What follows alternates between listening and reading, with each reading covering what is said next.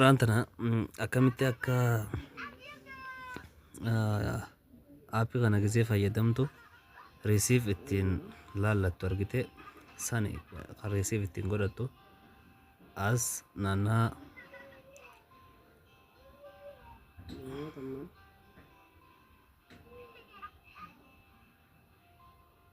rewards jedhu kan argite as naannoo kana gatuyta efa kana tuyte booda seefida jechuun wanti kuni akkanatti tartiibaan seefida. Fakkeenyaaf akka carraa naannaa gubbaa kanarra gubbaa tanarra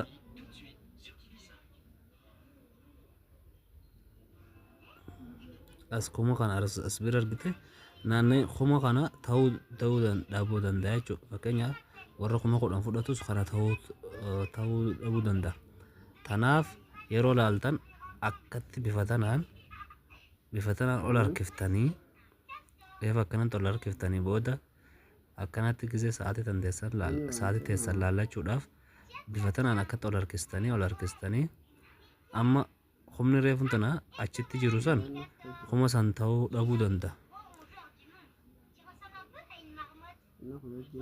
Garuutu as kuno iddoo tana kumaa jira jechuudha. Daqiiqaa 60 kana daqiiqaa 60 asitti galta argitan kana kun zeeroon tun haala daqiiqaa 60 kana gaafa geesse resiiviin asitti si dhuftee barreeffamni resiiv jedhu san dhayxee resiiv godhatta. Bifa saniin akkasitti kaati fayyadamtu jechuudha. Saniif shawwatamina hedduu tanatti nama hedduu shawwatamu jira. Maaliif gubbaa tana laaleetuma irraa qubnitu maaliif resiiv naaf hin ta'in je'ee dhiisee biraa ba'a.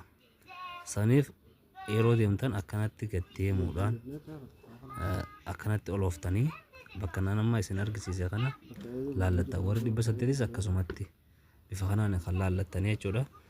Fakkatti irraa deebitanii booda ammallee jala kanarra naannaa kana bakka tana adda baafachuu as gaafa tuytu liivii seenuudhaaf laaltaa jechuudha. As gaafa jala kana dhuftu as kanatti profaayila kan keetti irratti as baata. Bifa tanaan kan fayyadamtu akkasi.